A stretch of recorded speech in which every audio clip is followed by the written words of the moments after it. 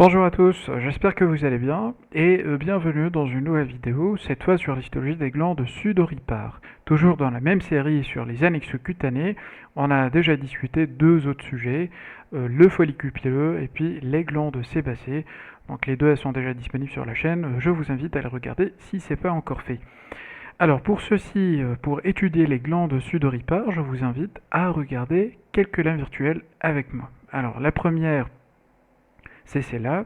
Et bon, avant de commencer déjà, donc il faut savoir que les glandes sudoripares, elles sont divisées en deux types. Il y a les glandes sudoripares de type écrine, c'est un type qu'on trouve un peu partout sur la peau, mais il se trouve plus concentré au niveau des parties acrales, ça veut dire au niveau des extrémités. Et c'est pour cette raison qu'on a choisi cette lame, ce prélèvement au niveau de la peau palmaire, ça veut dire la paume de la main. Et donc, c'est une lame qu'on a déjà utilisée pour l'étude de l'épiderme et aussi du derme. Si vous n'avez pas encore vu les deux vidéos, je vous invite à le faire. Donc, comme je disais, donc ça a été l'épiderme et ça, c'est le derme.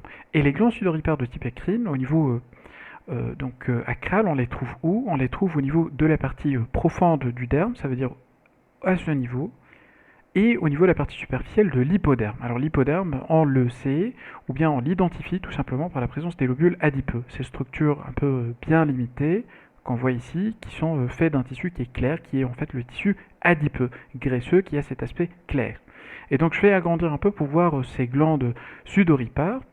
Donc comme je disais, donc elles sont présentes au niveau de la partie profonde du derme ou aussi la partie superficielle de l'hypoderme, comme on le voit ici. Donc on a des éléments glandulaires qui sont mêlés à des éléments adipocytaires, comme par exemple là aussi. Donc on voit des éléments glandulaires au sein d'un lobule adipeux. Donc voilà, donc on va choisir une belle glande pour voir les éléments qui la forment. Par exemple ici, ou bien ici.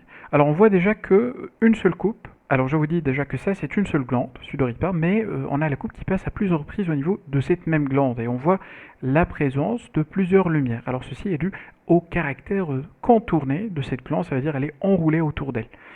Et pour voir ce qui la tapisse, donc on a la lumière ici au centre, voilà je la vois ici, je la vois ici, et puis on a deux types de cellules. Alors, il y a des cellules qui sont à côté de la lumière, qu'on appelle des cellules luminales, ou bien des cellules sécrétoires, c'est en fait celles qui vont sécréter, en fin de compte, ça va sécréter quoi les glandes sudoripares? C'est les glandes qui sécrètent de la sueur. Voilà, donc elles sont, ou bien elles vont être nécessairement impliquées dans le phénomène de thermorégulation. Et donc les cellules, comme je disais, donc qui étaient au contact de la lumière, c'est celles-là, donc elles ont cette teinte caractéristique, elles ont un cytoplasme qui est éosinophile vrai, mais il est clair.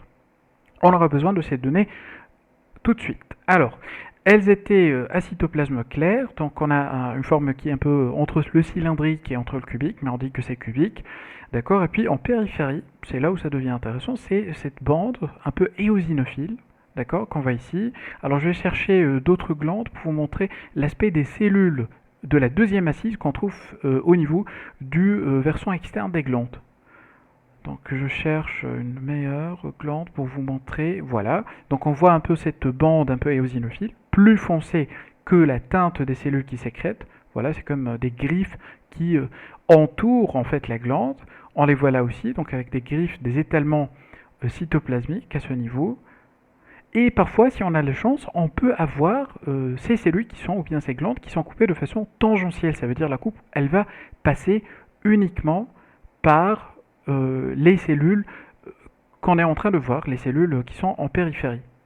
Donc, je vais essayer de chercher un meilleur aspect pour voir, parce que en fait, c'est des glandes qui vont contenir de la sueur après avoir sécrété ça au niveau de la lumière, mais on doit avoir un mécanisme pour l'évacuation de cette sueur. Voilà, donc alors au niveau de ces glandes, donc on a une partie glandulaire avec la lumière qui est ici, avec les cellules luminales, et on a dit qu'il y avait cette bande éosinophile de cellules. Et là, au niveau de cette région, on voit qu'elles sont coupées tangentiellement, ces glandes, et ça passe par ces cellules périphériques qui sont fusiformes, comme on le voit ici, on voit le cytoplasme.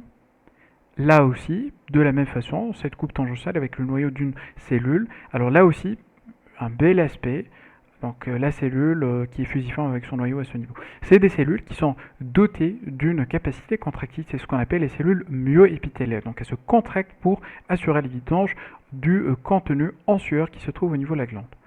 Alors après ça, donc cette sueur elle va cheminer le long du derme, c'est logique, parce que ça doit extérioriser à ce niveau, au niveau de la surface. Et ceci est assuré par un système canalaire, un seul canal en fait, par glande, qu'on appelle le canal sudorifère. Ça correspond à ça. Et là je reviens à la comparaison entre le caractère clair des cellules épithéliales par rapport au caractère un peu foncé des cellules qu'on trouve au niveau du canal. Une différence de plus, c'est quoi? C'est le nombre de cellules qui forment le revêtement. On a un épithélium qui est bistratifié au niveau du canal sudorifère, alors que c'est unistratifié avec présence d'une couche myoépithéliale. Donc voilà l'aspect d'un canal, donc c'est toujours bistratifié avec la lumière au centre. Là, la même chose. Alors le canal, on lui décrit trois parties. Donc la partie qui se trouve à proximité de la glande, elle est aussi contournée. On voit ça très bien parce qu'on a une seule coupe qui passe à plusieurs reprises par le même canal. Puis on a une partie qui est droite. D'accord, donc elle prend une trajectoire droite, c'est ce qu'on voit ici, ou bien ici, un peu plus sinueux, mais ça reste droit. Là aussi, c'est droit, donc c'est la portion dermique. Et puis, une troisième et dernière partie, c'est le passage au niveau de l'épiderme. Alors, tout d'abord, entouré par un épithélium qui est fait de kératinocytes, mais on voit qu'il y a une certaine polarité, une certaine tentative de ces cellules pour former une lumière, pour former ce canal en fait. On le voit ici, on peut le suivre, mais ça représente une portion qui est coupée de façon transversale. Et puis, au niveau de la couche cornée, là où on n'a plus de noyau, là où on n'a plus de cellules vivaces, donc on aura présence d'un canal sans revêtement particulier.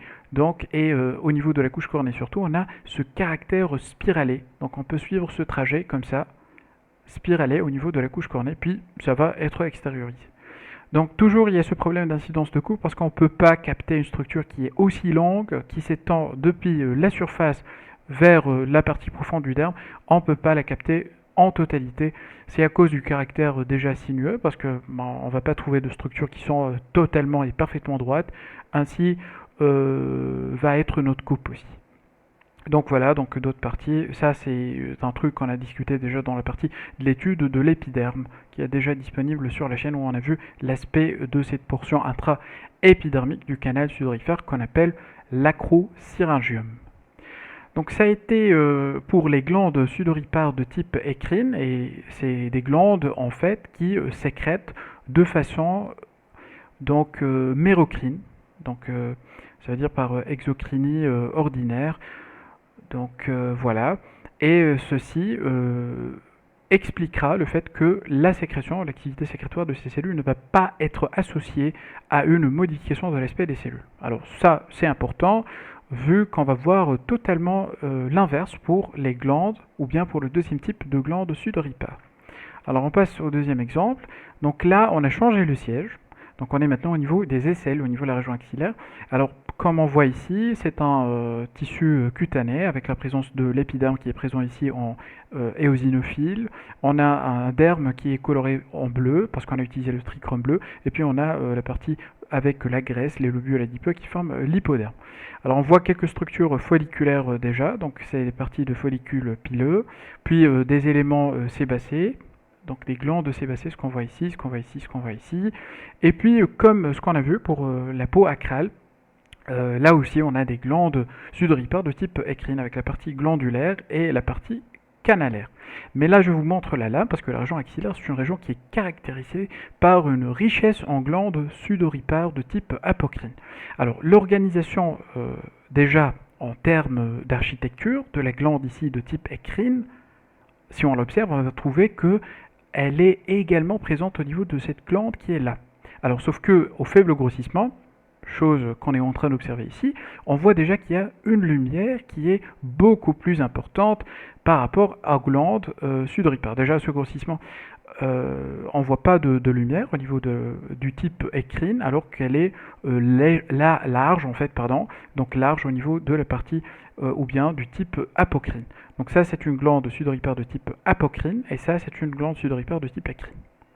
Donc si je me balade un peu, si je vais augmenter le grossissement, je vais trouver que c'est des glandes tapissées par un épithélium qui est cylindrique. Et puis là aussi, on aura des cellules myoépithéliales, ce qu'on voit ici, l'aspect de griffe un peu. Et puis quand on coupe tangentiellement, ça donne ce joli aspect de cellules un peu allongées avec le noyau qui est aussi allongé.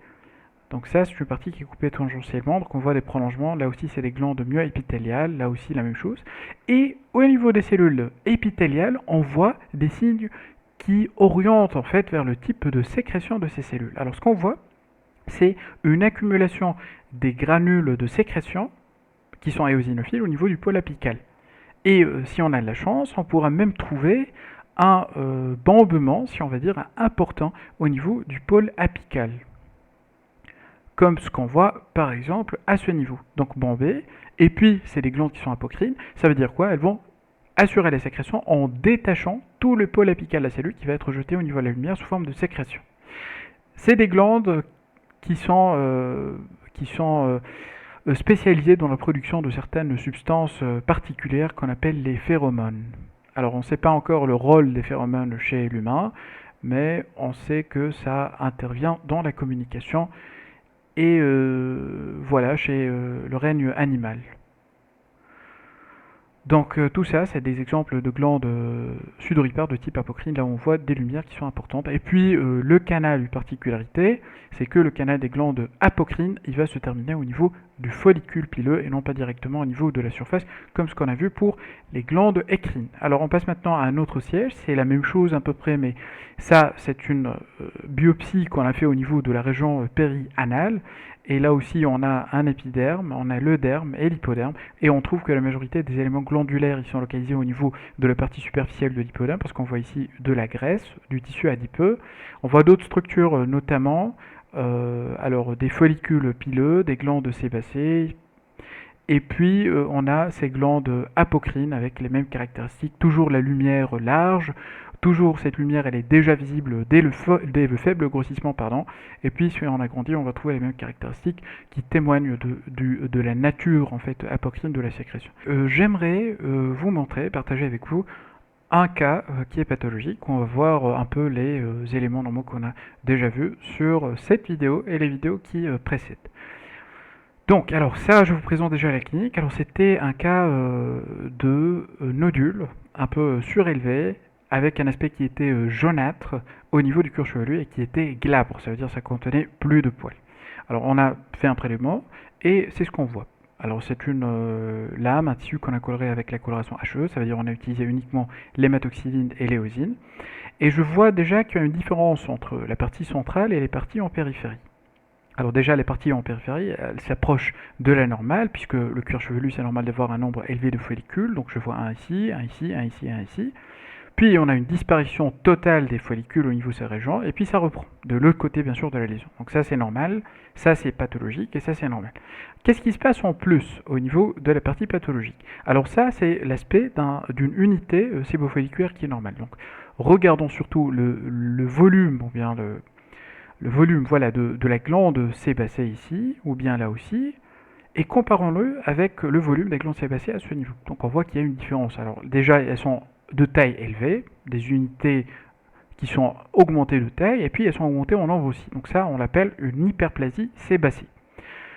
Disparition des follicules, ça on en a déjà parlé, et également au niveau du cuir chevelu, on a la présence d'une structure qu'on n'a pas l'habitude de voir.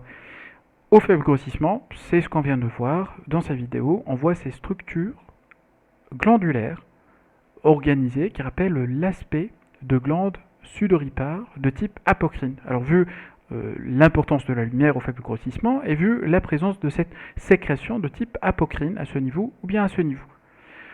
Et donc ça, avec les trois éléments qu'on vient de dire, absence de follicule pileux, présence d'une hyperplasie et des glandes sébacées et la présence de glandes sudoripares de type apocrine, ces éléments ils sont suffisants pour faire le diagnostic de ce qu'on appelle un nevus sebaceus. Donc c'était juste pour montrer l'implication en fait des connaissances en matière d'histologie sur les diagnostics. Et donc je récapitule un peu ce qu'on a vu. Donc on a vu tout d'abord le type écrine des glandes sudoripares. On a dit que sont un peu présentes partout, mais surtout au niveau acral, où elles sont concentrées. On les trouve au niveau des parties profondes du derme et superficielles de l'hypoderme. La glande elle-même, elle est faite de cellules luminales qui sont cubiques, avec un cytoplasme éosinophile, mais rappelons-nous que c'est clair. À l'inverse de quoi? À l'inverse tout simplement des cellules myoépithéliales qui sont en périphérie, et à l'inverse du caractère éosinophile foncé du canal. Le canal sudorifère lui-même, il présente trois portions. Donc la portion proximale qui est contournée, ça rappelle un peu l'aspect de la glande. On a une partie dermique qui est droite, et puis on a une partie intra-épidermique qu'on appelle aussi acrosyringium et qui est caractérisée par ce trajet en fait en spirale. Les glandes sudoripares de type apocrine, on les trouve surtout au niveau des régions axillaires, inguinales comme on l'a vu, mais on peut les trouver aussi au niveau du sein et au niveau des paupières. Là aussi, elles vont être situées au niveau de la partie profonde du derme et la partie superficielle de l'hypoderme. Elles assurent leur sécrétion par apocrinie, comme on a vu, ce détachement du pôle apical de la cellule pour assurer sa fonction. Et puis le canal, c'est un peu le même aspect histologique, mais sa particularité, c'est qu'il va s'aboucher au niveau du follicule pileux et non pas directement en surface cutanée. Les variations que peuvent présenter les canaux sudorifères, c'est une métaplasie malpighienne. Ça peut arriver. Donc, comme ça, on arrive à la fin de la vidéo. J'espère que ça a été utile pour vous. J'aimerais vous inviter à regarder les autres vidéos qui sont déjà disponibles sur la chaîne pour mieux assimiler l'histologie de la peau en sa totalité. Je vous dis à très bientôt pour une prochaine vidéo.